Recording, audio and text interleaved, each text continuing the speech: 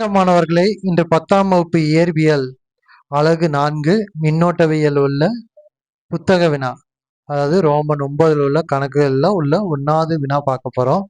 ஒரு மின் சலவை பெட்டி அதிகபட்ச வெப்பத்தை வெளியிடும் போது 420 வாட் மின்திறனை நுகர்கிறது.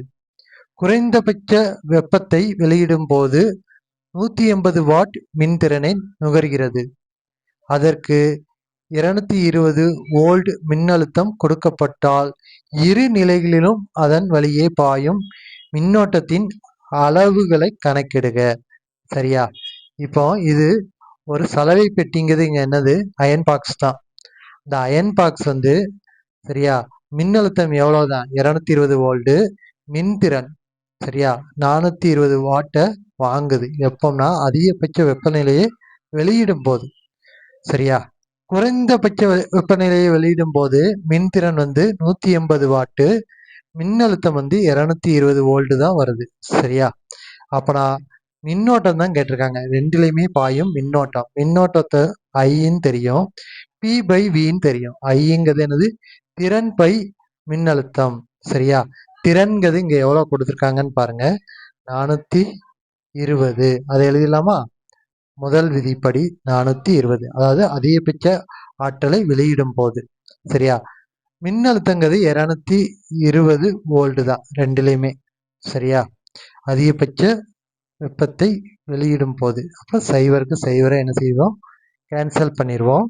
சரியா, அடுத்து என்ன இருக்கு? 42 பை என்னது? 22. ரெண்டாவது படி தெரியும்ல, 11 2 22. இங்க 21 2 22. அப்புறம் என்ன ஆன்சர்ல கிடைக்கி? 21 பை 11. சரியா, இப்ப நம்ம இதை வகுக்கணும். அதாவது 21 11ஆல வகுக்கணும். நீள் வகுத்தல் முறையில வகுக்கலாம். சரியா, இப்போ 1 11 11 போட்டலாமா? இப்போ 21 இருந்து 11 கழிச்சா என்ன கிடைக்கும்? 10 தான் கிடைக்கும்.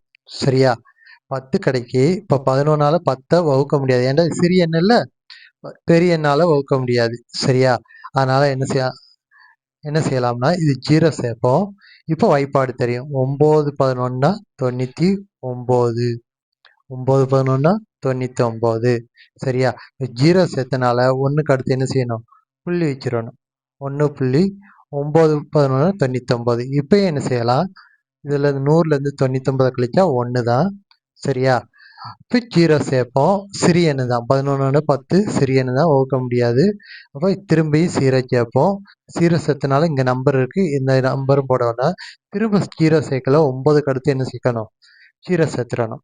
சரியா, இப்போ 11 9 9 11 99. சரியா, இதோட நிறுத்திடுங்க. சரியா, அப்போ நான் இதோட மதிப்பு என்னன்னு பார்த்தீங்கன்னா 21 பை 11 மதிப்பு 1.909. சரியா, ஐ தானே? ஐங்கிறதுக்கு யூனிட் என்னது? ஆம்பியர் எழுதினாலும் சரி, இல்லைன்னா என்னது ஏன்னு போட்டாலும் சரி. சரியா, அடுத்து மின்னோட்டம் விதி 2. விதி 2ன்னு எழுதியிருக்கோம்ல. சரியா, விதி 2ல பாருங்க எவ்வளவு வாட்டு மின் திறன் பாருங்க, 180 வாட்டு, மின்னழுத்தம் 220 வோல்ட். சரியா, இதுல ஐ கண்டுபிடிக்கணும். இப்போ ஐங்கிறது என்னன்னு தெரியும், வி பை வின்னு தெரியும். பிங்கிறது என்ன தெரியும்? 180 வோல்ட், 220 வோல்ட். விங்கிறது 260 வோல்ட். சரியா, இப்போ 0க்கு 0 கேன்சல் பண்ணிடுவோம். என்ன இருக்கும்? 18 பை 22. ரெண்டாவது தெரியும், 11 2 22, 9 2 19. இப்போ என்ன ஆன்சர் கிடைக்கும்? 9 பை 11. இதை வகுக்கணும். 9 பை 11 வகுக்கணும். 9 பை 11. சரியா, 11 வகுக்கலாமா? இப்போ சிறிய எண்ணு உள்ள உள்ளது 9ங்கிறது 11ஐ விட சிறிய எண்ணு. அதனால என்ன சேர்ப்போம்? 0 சேர்ப்போம். இங்க பாயிண்ட் வச்சுக்கிடுவோம். சரியா, இப்போ வகுக்கலாம். அதாவது 8 11 88. அந்த 88 போட்டுருங்க. சரியா, 90ல இருந்து 88 கழிச்சா 2. சரியா, இப்போ அடுத்து என்ன செய்யணும்? 0 சேர்த்துக்கிடுவோம். 0 சேர்த்தா 1 11 11. சரியா, அடுத்து என்ன கிடைக்கும்? 20ல இருந்து 11 கழிச்சா 9. சரியா? 9ல் 0 சேர்ப்போம். இங்கே நம்பர் இருக்குது, அதனால் என்னது அங்கே சைவர் எதுவும் சேர்க்க வேண்டாம். இப்போ என்ன செய்வோம்? 8 11 88 இப்படியே போய்கிட்டே இருக்கும். சரியா? நமக்கு இந்த 3 பாயிண்ட்க்கு அடுத்து ஒரு 3 டெசிமல் இருக்குதாப்புல பார்த்துக்கோங்க. சரியா? அப்போ ஐங்கிறது என்ன கிடைக்கும் நமக்கு? விதி 2ல் 0. சரியா? 0.818 கிடைக்கும். சரியா? அப்போ இதோட யூனிட் என்னன்னா ஏ, கேபிட்டல் ஏயை போட்டுருங்க, இல்லைன்னா ஆம்பியருங்கிறத என்ன செய்யணும்? வேர்டால எழுதணும். ஐயோட யூனிட் அலகுங்கிறது ஆம்பியர் பார்க்க போகிறோம். 100 வாட் மின்னழுத்த மின்திறன் உள்ள ஒரு மின்விளக்கு தினமும் 5 மணி நேரம் பயன்படுத்துகிறது. அதாவது 100 வாட்ஸ் பல்பு ஒரு நாளைக்கு எவ்வளவு? 5 மணி நேரம் பயன்படுத்தப்படுகிறது. ஒரு பல்பு தான். இது போல 4 60 வாட் மின்விளக்கு தினமும் 5 மணி நேரம் பயன்படுத்தப்படுகிறது. இதே மாதிரி ஒரு வீட்டில் 4 60 வாட்ஸ் பல்பு தினமும் 5 மணி நேரம் பயன்படுத்தப்படுகிறது. இதன் ஜனவரி மாதத்தில் நுகரப்பட்ட மின்னழுத்த ஆற்றலை கிலோவாட் மணி அலகில் கணக்கிடுகன்னு கேட்டிருக்காங்க. இப்போ ஜனவரி மாதத்தில் ஃபுல்லாக இந்த 2 பல்பையும் பயன்படுத்தியிருக்காங்க, ஒரு நாளைக்கு 5 மணி நேரம். சரியா? ஜனவரி மாதம் ஃபுல்லாக பயன்படுத்த பிறகு அதோட மின் அழுத்த ஆற்றலை கேட்டிருக்காங்க. ஆற்றல் என்னன்னு கேட்காங்க. சரியா? மின்னழுத்த ஆற்றலுக்கு என்ன ஃபார்முலான்னு தெரியணும். ஒரு ஜனவரி மாதத்துக்கு எத்தனை நாட்கள்ங்கிறது தெரியணும். சரியா? இப்போ 31 நாட்கள் தான் ஜனவரி மாதத்துக்கு இருக்கு. அதை நம்ம தெரிஞ்சுக்கிடணும். இந்த 100 வாட் அப்படிங்கிறது மின்திறன் அப்படின்னு எழுதணும். சரியா? மின் விளக்கு ஒரே ஒரு மின் விளக்கு தான் பயன்படுத்துறாங்க. ஒரு மின் விளக்கு, அதோட வாட் எவ்வளவு? 100 வாட். அப்புறம் மின்திறன் 100 வாட்டுங்கிறது என்னது? மின்திறன். மின்திறன் அப்படிங்கிறது எவ்வளவு? 100 வாட். சரியா? மின் விளக்கின் எண்ணிக்கை தெரியும்ல? எவ்வளோ விளக்கு தான் இருக்கு மின் விளக்கு 100 வாட்டில்? ஒரே ஒரு விளக்கு தான் இருக்கு. சரியா? எவ்வளோ நேரம் ஒரு நாளைக்கு பயன்படுத்துதோம் அப்படிங்கிறது தெரியும்ல? நேரம் அப்படிங்கிறது ஒரு நாளைக்கு 5 மணி நேரம். சரியா? 5 மணி நேரம். ஜனவரி மாதம் ஃபுல்லாக பயன்படுத்தியிருக்கோம். அப்போ ஜனவரிங்கிறது எத்தனை நாட்கள்? 31 நாட்கள். அப்புறம் மின்னழுத்த ஆற்றல்னு எழுதுங்க. அவங்க கொடுத்துருக்கக்கூடிய கொஸ்டின் தீர்வுன்னு போட்டு எழுதுங்க. தீர்வுன்னு போட்டு மின்னழுத்த ஆற்றல். சரியா? மின்னழுத்த ஆற்றல்ங்கிறது என்னன்னு பார்த்தீங்கன்னா திறன், அதாவது மின்திறன் இன்டு நேரம். சரியா?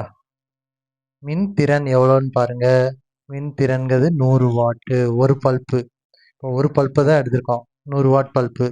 இப்போ அதோட மின்திறன் எவ்வளவு? 100 இன்டு நேரம். 5 மணி நேரம் பயன்படுத்துதோம். எத்தனை நாட்கள் பயன்படுத்தியிருக்கோம்? 31 நாட்கள் பயன்படுத்தியிருக்கோம். ஒரு பல்பு தான். பல்போட எண்ணிக்கை என்னது?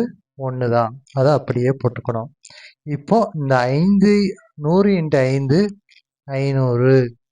சரியா? 31 இன்ட்டு 1 31. சரியா? இப்போ 5 மட்டும் பெருக்குங்க 31ஆல். இப்போ 5 31 155. 2 சைவரை அப்படியே போட்டுக்கோங்க. சரியா? இது வாட்டில் கொடுத்துருக்காங்க. நம்ம என்ன மாற்றணும்? கிலோ வாட்டில் மாற்றணும். கிலோ வாட்டாக மாற்றணும்னா இது 1000ஆல் என்ன செய்யணும்? வகுத்தா வாட்டுங்கிறது கிலோ வாட்டாக மாறிடும். 1000ஆல் வகுத்தா இங்கே டெசிமல் இருக்கும். 3 ஜீரோ இருக்கிறதுனால 3 ஸ்தானம் கழித்து டெசிமலை நகர்த்தணும். இப்போ 1 2 3. அப்போனா 15.500 போடணும். நமக்கு தேவையில்லை, இதுக்கு அங்கிட்டு ஜீரோ தேவையில்ல. அதனால 15.5ன்னு வச்சா போதும். வாட்டுங்கிறது என்னதான் மாறிடும்? கிலோ வாட்டாக மாறிடும். Kilo watt. சரியா? அடுத்து பாருங்க, 100 வாட் மின் பல்பு தான் நம்ம பார்த்துருக்கோம். அடுத்து என்ன பார்க்கணும்? 60 வாட் மின் பல்பு, மின் விளக்குன்னு எழுதிக்கோங்க. விளக்கு. சரியா? மின் விளக்கோட எண்ணிக்கை எத்தனை இருக்கு? 4 இருக்கு. 4ஐயும் 5 மணி நேரம் நம்ம பயன்படுத்துகிறோம் நான்கையும். சரியா? இப்போ 5 மணி நேரம் பயன்படுத்துகிறோம் நான்கையும். இப்போ மின்னழுத்த ஆற்றல் பார்க்கலாமா? மின்னழுத்த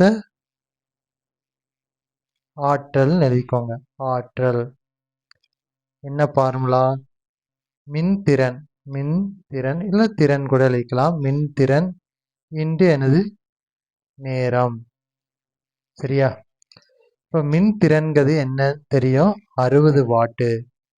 60 வாட்டு. நேரங்கிறது எவ்வளோ நேரம் பயன்படுத்துதோம்? 5 மணி நேரம் ஒரு நாளைக்கு பயன்படுத்துதோம். சரியா? எத்தனை நாட்கள்? ஒரு மாதம் ஃபுல்லாக பயன்படுத்துதோம். 31 நாட்கள் பயன்படுத்துதோம். எத்தனை பல்ப்பு அதை போடணும்ல? 4 பல்ப்பை போடுதோம். 4 பல்ப்பு. சரியா? இப்போ 60 5 எவ்வளவு? 300. 31 நாளா எவ்வளோன்னு பார்க்கணும். 124. சரியா? இப்போ இந்த 3ஐயும் 124ஐயும் பெருக்குங்க. 124 இன்டு 3.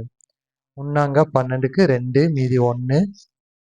2 6 6 1 7 3 1 3 தான். சரியா? 372. 372. இந்த 2 சைவரை போட்டுக்கலாமா? அடுத்து 2 சைவரை போட்டுக்கோங்க. சரியா? இப்போ இது வாட்டில் இருக்கு. நம்ம கிலோ வாட்டா மாற்றணும்னா எதால வகுக்கணும்? 1000ஆல வகுக்கணும். இதை மட்டும் கரெக்டாக வச்சுக்கோங்க. சரியா? அப்போ இந்த 3 ஸ்தானம் கழிச்சு புள்ளி வைக்கணும். அப்போ 37.200 வரும். இந்த ஜீரோங்கிறது நமக்கு தேவையில்லை. இப்போ கிலோ வாட்டுன்னு எழுதினா போதும். வாட் என்னதான் மாற்றிட்டோம்? கிலோ வாட்டா மாற்றிட்டோம். சரியா? இப்போ 2 பல்பையும் நம்ம பயன்படுத்திட்டோம். அதோட மின்னழுத்த ஆற்றலை கண்டுபிடிச்சிட்டோம். 2ஐயும் நம்ம கூட்டினா தான் ஒரு வீட்டில் பயன்படுத்தப்பட்டுள்ள மின் ஆற்றலை நம்ம கண்டுபிடிக்க முடியும். அப்புறம் மொத்த மின்னழுத்த ஆற்றல் போட்டுக்கலாமா? ஜனவரி மாதத்தில் பயன்படுத்தப்பட்ட மொத்த மின்னழுத்த ஆற்றல். மின்னழுத்த ஆற்றல் போட்டுக்கோங்க. சரியா? இப்போ என்ன கண்டுபிடிச்சு வச்சிருக்கோம்? 15.5 கிலோவாட். அதை எழுதிக்கோங்க. 15.5. அதாவது 100 வாட்ஸ் பல்பு. ஒரே ஒரு பல்பை ஒரு மாதம் ஃபுல்லாக எரிக்கிறதுனால. அடுத்து பாருங்க 37.2. இது நான் 60 வாட்ஸ் பல்பை ஒரு மாதம் ஃபுல்லாக 4 பல்பை எரிக்கிறதுனால இந்த வேல்யூ நமக்கு கிடைக்கி. சரியா? இது 2ஐயும் நம்ம கூட்டணும். இது எப்படி கூட்டலாம்? 37.2 15.5. சரியா? இது 2ஐயும் கூட்டினா 7. இதுக்கு அடுத்து புள்ளி இருக்கு. புள்ளி அப்படியே வச்சுக்கோங்க. 5 7ஐயும் கூட்டினா 2. சரியா? மீதி சரி 5 7ஐயும் கூட்டினா 12. 12க்கு 2 மீதி 1. இப்போ 1 + 3 4. 4 + 1 5. எவ்வளோ கிடைக்கி? 52.7. கண்டிப்பாக என்ன போட்டணும்? கிலோ வாட் எழுதிடணும். Kilo watt. சிம்பிளாக எழுதினாலும் சரி, தமிழில் எழுதினாலும் சரி, ஆங்கிலத்தில் எழுதினாலும் சரி. இதுதான் என்னது? ஜனவரி மாதத்தில் நுகரப்பட்ட மின்னழுத்த ஆற்றல் அப்படிங்கிறத எழுதிடலாம். ஜனவரி மாதத்தில் நுகரப்பட்ட மின்னழுத்த ஆற்றல். இதில் உள்ள ரோமன் 9ல் உள்ள கணக்குகள் பார்க்க போகிறோம். 3வது கணக்கு 3 வோல்ட் மின்னழுத்தம் மற்றும் 600 மில்லி ஆம்பியர் மின்னோட்டமும் பாயும் ஒரு டார்ச் விளக்கினால் உருவாகும் மின்திறன், மின்தடை, 4 மணி நேரத்தில் நுகரப்படும் மின்னாற்றல் ஆகியவற்றை காண்கன்னு சொல்லியிருக்காங்க. இப்போ என்ன கொடுத்துருக்காங்கன்னா மின் அழுத்தம் கொடுத்துருக்காங்க. எவ்வளவு? 3 வோல்ட். அதை எழுதிடணும். சரியா? அடுத்து மின்னோட்டம் கொடுத்துருக்காங்க. மின்னோட்டங்கிறது எவ்வளோன்னு பாருங்க. 600 மில்லி ஆம்பியர் கொடுத்துருக்காங்க. சரியா? என்ன கேட்காங்க? மின்திறன் கேட்காங்க. இப்போ மின்திறன் நம்ம கண்டுபிடிக்கணும்னா அதுக்குள்ள ஃபார்முலா P = மின்னழுத்தம் இன்டு மின்னோட்டம். ரெண்டுமே நமக்கு தெரியுது. மின்னழுத்தங்கிறது எவ்வளவு? 3 வோல்ட். அதை எழுதியிருக்க. மின்னோட்டம்ங்கிறது ஐங்கிறது மின்னோட்டங்கிறது 600 ஆம்பியர். 600 அப்படியே எழுதிக்கோங்க. சரியா? இங்கே மில்லி ஆம்பியரில் இருக்குது. நீங்கள் ஆம்பியரில் மாற்றணும்னா என்ன செய்யணும்? அதை 1000ஆல் வகுக்கணும். சரியா? வகுத்தோம்னா 1000ஆல் வகுத்தோம்னா 3 × 0.6 மாறிடும். சரியா? 3 ஸ்தானம், அதாவது 1000ஆல் வைக்கிற 3 சைவர் இருக்குது. 1 2 3, அதாவது வலதுபுறத்திலிருந்து இடதுபுறம் நோக்கி 3 ஸ்தானம் கழிச்சு புள்ளி வச்சிருக்கோம். சரியா? அதான் 6 புள்ளி 0.6.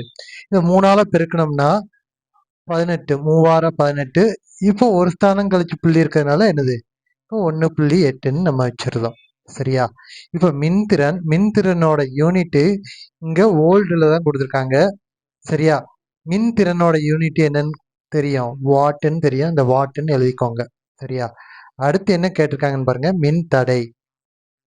இப்போ மின் தடைங்கிறது என்னன்னு பாருங்க. மின் தடை ஆர் ஈக்குவல் டு எப்போதுமே மின்னழுத்தத்துக்கு நேர்த்தகவலும் கரண்ட்டுக்கு எதிர்த்தகவலும் இருக்கும். சரியா? இது தெரிஞ்சுக்கிடணும். வி பை ஐ. சரியா? இப்போ விங்கிறது என்ன கண்டுபிடிச்சு வச்சிருக்கோம், 3 வோல்ட்டு. அந்த 3 இது இல்லாம ஐங்கிறது என்னன்னா நம்ம வந்து ஆம்பியர்ல தான் சொல்லுவோம். கரண்டை வந்து மில்லி ஆம்பியர்ல சொல்ல மாட்டோம், ஆம்பியர். ஆம்பியர்ல அதோட மதிப்பு என்னது, 600 மில்லி ஆம்பியருங்கிறது 0.6 ஆம்பியர். சரியா? இப்போ இதை நம்ம வகுக்கணும். வகுக்கணும்னா டேரெக்டாக வகுக்க முடியாது. அதனால என்ன செய்வோம், 3 10ஆல பெருக்குங்க, 0.6 10ஆல பெருக்குங்க. அதனால என்னவா மாறிடும், 0.6ங்கிறது 10ஆல பெருக்குறதுனால 6ஆ மாறிடும். சரியா? அடுத்து பாருங்க, 3 × 10 எவ்வளவு, 30. சரியா? இப்போ அடிக்கலாம். சரியா? எப்போதுமே டெசிமல்ல இருந்தா எத்தனை பாயிண்ட் கழிச்சு டெசிமல் இருக்குன்னு பாருங்க. அத்தனை சைபர் வருதாப்புல இங்க 10ஓ 100ஓ போட்டுக்கிடணும். சரியா? இப்போ 1 6 30. சரியா? அப்புறம் மின் தடை அப்படிங்கிறது ஆர் அப்படிங்கிறது 5. அதோட யூனிட் என்னன்னு பார்த்தீங்கன்னா ஓம். அதை எழுதிருங்க, மின்தடையோட யூனிட்டு எழுதுங்க. அடுத்து நுகரப்பட்ட மின்னாற்றல்.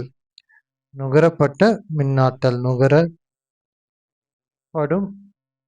மின்னாற்றல் எழுதிக்கோங்க, மின்னாற்றல். சரியா? இந்த மின்னாற்றல்ங்கிறது இதோட என்ன பார்த்தீங்கன்னா மின்திறன் இன்று எடுத்துக்கொண்ட நேரம். சரியா? நேரம் எழுதிக்கலாம். சரியா? இப்போ மின்திறன் ஏற்கனவே நம்ம கண்டுபிடிச்சு வச்சிருக்கோம்.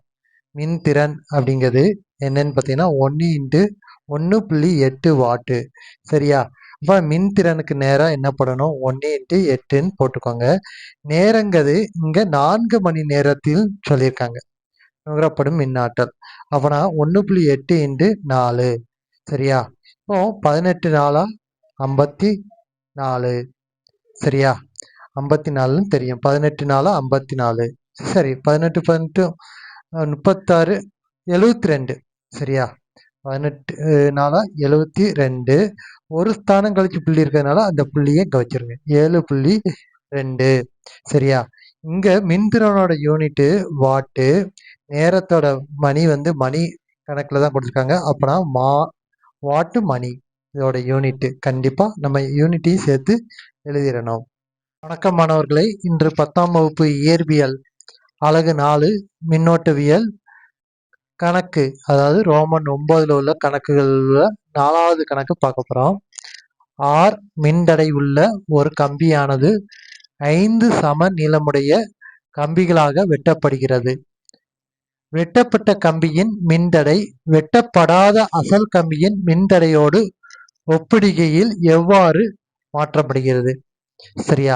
இப்ப வெட்டப்படாத கம்பினா நமக்கு கம்பி நீளம் மின்தடை எவ்வளவுன்னு பார்த்தீங்கன்னா, ஒரு கம்பி இருக்குன்னா அதோட மின்தடை எவ்வளவு, 6ன்னு கொடுத்துட்டாங்க மின்தடை. சரியா? இப்ப வெட்டப்படாத ஒவ்வொரு பகுதியின் மின்தடை அப்படிங்கிறது எப்படி இருக்கும்னா, ஒவ்வொரு பகுதியின் மின்தடை அப்படிங்கிறது 6 5ஆல வகுக்கணும். மின்தடை ஒரு கம்பியின் மின்தடைங்கிறது 6ன்னு கொடுத்துருக்காங்க, அவங்களே கணக்குல கொடுத்துட்டாங்க. மின்தடைங்கிறது 6. சரியா? கம்பியை வந்து 5 சம நீளமுடைய கம்பிகளாக வெட்டப்படுது. அப்புறம் 5 பகுதியாக பிரிக்கணும். ஒரு கம்பியை 5 பகுதியாக பிரிக்கணும். சரியா? 5 பகுதியா பிரிச்சிட்டோம். அப்புறம் மின்தடையையும் என்ன செய்யணும், 5ஆ பிரிக்கணும். சரியா? அப்புறம் ஒரு கம்பியின் மின்தடை 6 5ஆல வகுத்தோம்னா அதான் என்னது, ஒரு பகுதியின் மின்தடை. அதை தெரிஞ்சுக்கிடணும். சரியா? ஒவ்வொரு பகுதியின் மின்தடைங்கிறது எவ்வளவு, ஆரோட மின்தடை R1/5, R2ஓட மின்தடை R2/5, R3யோட மின்தடை R3/5 அப்படிங்கிறத நம்ம தெரிஞ்சுக்கிடணும். சரியா? அடுத்து வெட்டப்பட்ட 5 துண்டு கம்பிகளையும் பக்க இணைப்பில் இணைக்கும் போது அதன் தொகுபயன் மின்தடை கணக்கிடுக. இப்ப நமக்கு தொகுப்பயன் மின்தடைனா என்னன்னா 1 மின்தடைங்கிறது 6. இது என்னதுன்னு பார்த்தீங்கன்னா பேரலல்னா பக்க இணைப்பு ஈக்குவல் டு என்னன்னா இருக்கக்கூடிய பகுதிகள் எத்தனைன்னு பாருங்க. அதாவது சம 5 சமநீளமுடைய கம்பிகள் R1 R2. சரியா? அப்போ அதை எல்லாத்தையும் கூட்டணும். இப்போ மின்தடைங்கிறது 1/R1 1/R2 1/R3 1/R4 1/R5 இது எல்லாத்தையும் கூட்டணும்னா தான் என்ன கிடைக்கும்? தொகுபயன் மின்தடை கிடைக்கும். சரியா? இப்போ R1 அப்படிங்கிறது என்னன்னு பார்த்தீங்கன்னா R1ங்கிறது இதை R1 5ஆல வகுத்தா அதான் அந்த பகுதியோட மின்தடை. சரியா? அப்புறம் R1ங்கிறது R/5, R2ங்கிறது அதே தான், R3ங்கிறது அதான், R4ங்கிறது அதான், R5ங்கிறதும் அதை 5ஆல வகுக்கணும். நம்ம RNே வச்சுக்கிடுவோம். R1 R2 நம்ம வித்தியாசப்படுத்த வேண்டாம், எல்லாத்தையும் RNே வச்சுக்கிடுவோம். சரியா? சரி, இதே RNே நம்ம போட்டுக்கலாம். R1 R2 R3ங்கிறது நம்ம போடணும் அவசியம் கிடையாது. சரியா? சரி, இப்போ இங்க R5ங்கிறது இது எங்க போவோம்? பகுதியில் இருக்கு. சரியா? இந்த பகுதியில் உள்ளத தொகுதிக்கு கொண்டு வந்தா இதோட தலையிலேயே நம்ம எழுதணும். இங்க 1 தான் இருக்கு, அதனால இங்க 1 இருக்கும். 5/6ன்னு எழுதலாம். இது எல்லாத்தையும் என்னது அதோட தலையிலேயே நம்ம எழுதலாம். 6/5 5/6ன்னு எழுதிக்கிடுவோம். சரியா? மொத்தம் 5 எழுதிட்டோம். கீழே பாருங்க, அதாவது பகுதியில ஃபுல்லாமே 6 தான் இருக்கு. அப்புறம் தொகுதியை நம்ம என்ன செய்யலாம்? கூட்டிடலாம். 5 + 5 10, 10 + 5 15, 15 + 5 20, 20 + 5 25. சரியா? பொதுவா 6 இருக்கிறதுனால 6 பொதுவா நம்ம போட்டுறோம். அப்புறம் 25/6 1/RB. அப்புறம் RB அப்படிங்கிறது என்னன்னு பார்த்தீங்கன்னா இதோட தலைகிழி. சரியா? இங்க பகுதியில இருக்கு, தொகுதிக்கு கொண்டு வரோம். அப்புறம் தொகுதியில் உள்ளதை பகுதிக்கு கொண்டு வரணும், பகுதியில் உள்ளதை தொகுதிக்கு கொண்டு வரணும். அப்புறம் 6/25. சரியா? RPங்கிறது நம்ம இதோட தலைகிழி. இதோட தலைகிழிங்கிறது என்னது? 6/25. சரியா? அடுத்து பாருங்க ஈங்கிறது என்ன சொல்லியிருக்காங்கன்னு பாருங்க. வெட்டப்பட்ட 5 துண்டு கம்பிகளையும் தொடர் இணைப்பு மற்றும் பக்க இணைப்பில் இணைக்கும் போது கிடைக்கும் தொகுபயன் மின்தடைகளின் விகிதத்தை கணக்கிடுக. சரியா? இப்போ என்ன கேட்டிருக்காங்கன்னா தொடர் இணைப்பில் இணைக்கும் போது தொகுபயன் மின்தடை. சரியா? பக்க இணைப்பில் இணைக்கும் போது தொகுபயன் மின்தடை ரெண்டுக்கும் உள்ள விகிதத்தை இவங்க கேட்டிருக்காங்க. சரியா? இப்போ RPங்கிறது என்னது? 6/25ன்னு நம்ம தெரியும். RSங்கிறது தான் நம்ம கண்டுபிடிக்கணும். அதாவது தொடர் இணைப்பில் இணைக்கும் போது அதோட தொகுபயன் மின்தடை. சரியா? இப்போ RSங்கிறது எப்படின்னா R1 + R2 இப்படியே போய்கிட்டே இருக்கும். அதான் நம்ம எழுதுவோம். இப்போ RS அப்படிங்கிறது R1ங்கிறது என்னது? R/5, R2ங்கிறது இது. அப்புறம் 5 வரையும் நம்ம போடணும். R5 வரையும் நம்ம எழுதிக்கிடணும். இப்போ அடிமானம் அதாவது பகுதியை பாருங்க, 5 தான் இருக்கு. அப்போனா தொகுதியை என்ன செய்யலாம்? கூட்டலாம். இப்போ R1 R1 R + R என்னது? 2R 2R + R 3R 3R + R 4R 4R + R 5R அதாவது 5R அப்படின்னு எழுதிக்கலாம். 5 பொதுவாக போட்டுக்கலாம். சரியா? இப்போ 5க்கு 5 என்ன ஆயிரும்? கேன்சல் ஆயிரும். அப்புறம் RSங்கிறது என்னது? R அப்படிங்கிறது கிடைச்சிரும். நமக்கு என்ன கேட்டிருக்காங்க? ரெண்டுக்குள்ள விகிதம். இப்போ RSங்கிறது Rன்னு தெரியும், RPங்கிறது R/25ன்னு தெரியும். சரியா? இதை எப்படி எழுதிக்கலாம்? அதாவது 6 மேலே போட்டுக்கலாம், இது பகுதியில் போட்டுக்கலாம். 6/25. சரியா? இப்போ இதை மேலே கொண்டு வரையில தொகுதிக்கு கொண்டு வரையில இதோட தலையிலேயே எழுதுவோம். 6/25 25/6ன்னு எழுதுவோம். அப்போ 6க்கு 6 என்ன ஆயிரும்? கேன்சல் ஆயிரும். அடிமானம் அதாவது பகுதியில் 1 இருக்குன்னு தான் அர்த்தம். இப்போ 25/1 RS RP அப்படிங்கிறது அதாவது RS RP அப்படிங்கிறது என்னன்னு பார்த்தீங்கன்னா 25:1. அதாவது இதை ஈஸ்டில் எழுதலாம். 25 ஈஸ்ட்டு பகுதியில் உள்ளதை நம்ம ஈஸ்டில் 1ன்னு எழுதிக்கலாம். சரியா?